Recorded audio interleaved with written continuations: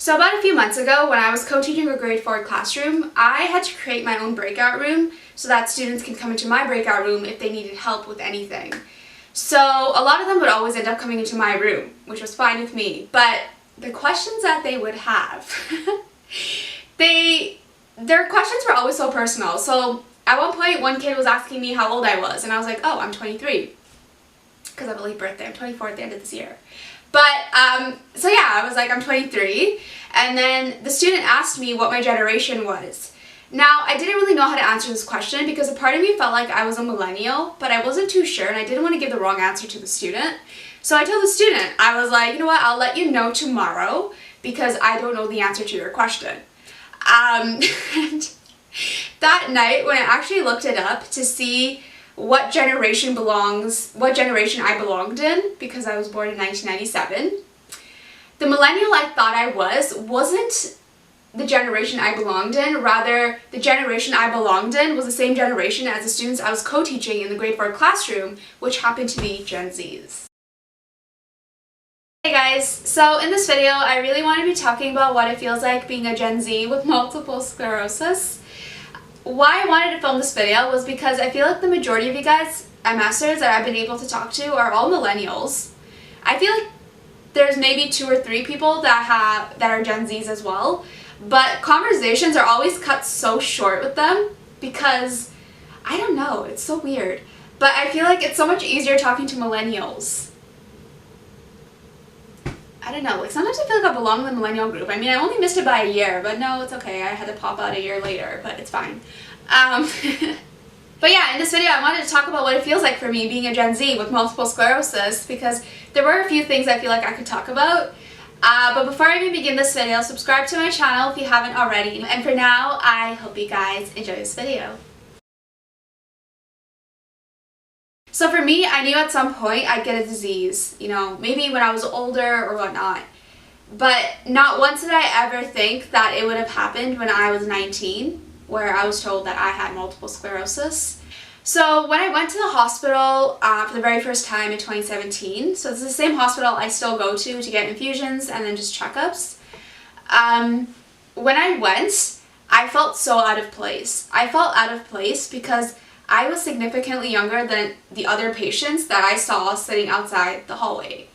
And every single time I would just, I don't know, it was interesting to me because it's like when I would walk, they would just look at me like, why is she here? But it was like, honestly, I don't even know the answer to that question. I don't know why I'm here. I don't know why I have multiple sclerosis, but I mean, I guess they thought that because I looked young, right? I mean, I still do, but they looked at me because honestly, I think it's because I was wearing dark lipstick to a hospital. Who does that? I do.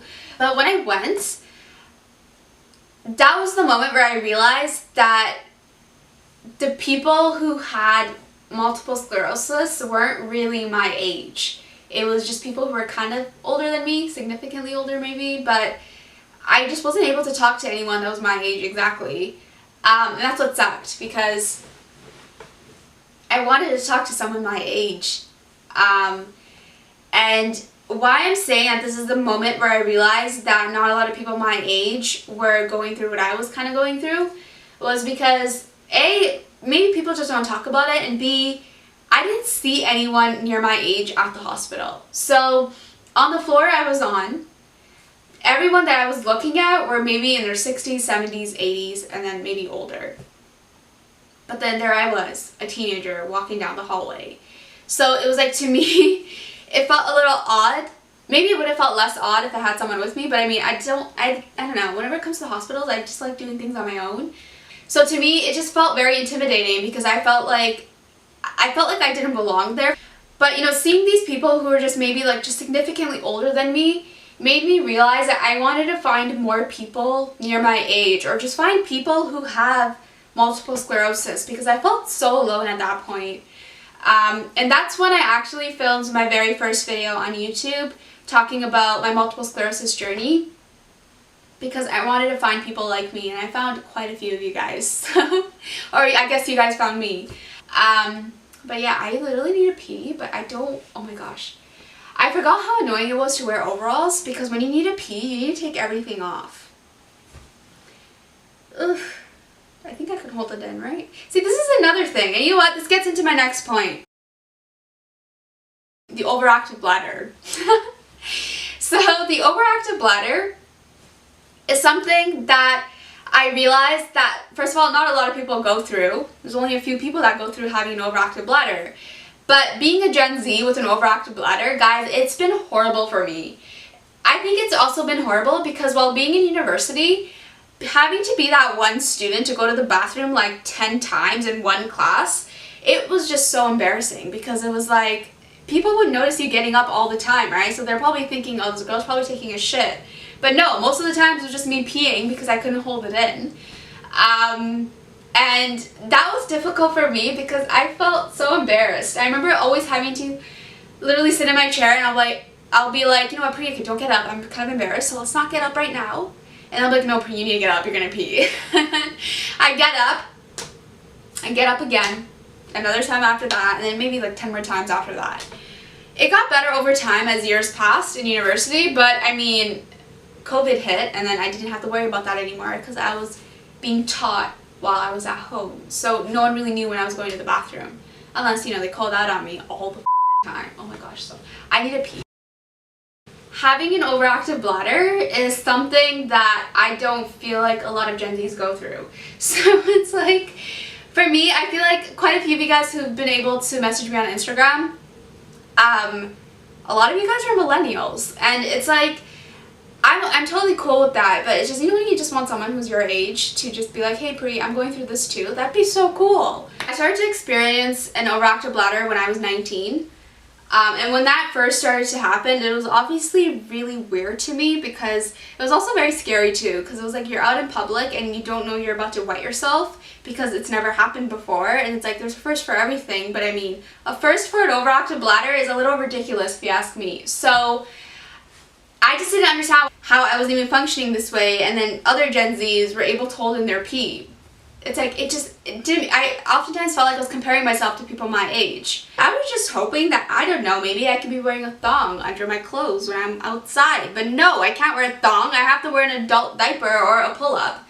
Most of the times I'm wearing a pull-up. I have like some diapers, but I don't usually wear those ones. I just didn't want to throw them out. So, as I previously mentioned, right, where I was talking about university, I didn't feel like people who were Gen Zs, I didn't feel like I belonged in this age group. I feel like I belonged in another generation because I felt like maybe another generation is going through what I'm going through. As I mentioned, right, I would always compare myself to people that were my age. So in university, it's like I'll see people my age just running down the stairs, and there I was holding onto the railing for dear life. But why? Why me? Why did I have to be holding onto the railing for dear life? What did I do? Is what I kept thinking, right? I felt like being a Gen Z, I felt like I was missing out on a lot, where people always talked about living the university life. Like, I remember people in my classes, as I mentioned, right, a lot of them are my age, and they would just talk about the university life and how, you know, they were going to go to clubs, they were going to drink, and they were going to do this and that. But in my head, I was thinking, it's like you don't even need to be doing any one of these things, and you already feel like a drunk walking.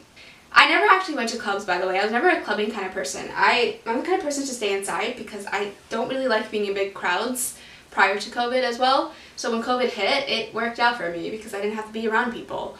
I also found that when I would talk about having difficulties walking, if I was outside with someone my age, I often found that they didn't really understand. They were just like, why are you having difficulties? Okay, yeah, let's just sit down for like a minute and I think, you know, we should go. And it's like, no, I need to sit down for like 10.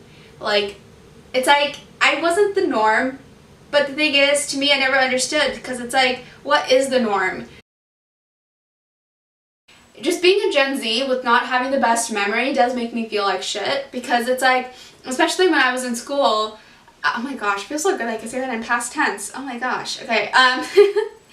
So when I was at university, I felt like a lot of people my age were able to memorize things much faster than I was. I feel like people my age, they have good memory, I feel like. I feel like they'll be able to memorize things. You know, the time that it takes them to memorize something in 5 seconds only takes me like 5 days. I didn't understand how people were able to memorize things that I wasn't able to memorize, and I was like, well, you're born the same year as me, but I mean, you were born in January and I was born in November, so you had more time for your brain to develop because your brain was probably already developed by the time November came around and then I was born. I don't know if what I'm saying makes any sense, but it's like sometimes I feel like I should have been pushed back a year, but I don't know. So that's pretty much it to my video. I hope you guys enjoyed it. Let me know in the comments below what you guys thought about this video, or even if you're a Gen Z, let me know because I'd love to hear from you. Let me know in the comments below what you guys thought about this video, and yeah, so subscribe to my channel if you haven't already, follow me on Instagram, and check out my blog. I'll be posting links down below as always, and I'll see you guys in my next video that will be up soon. So bye guys.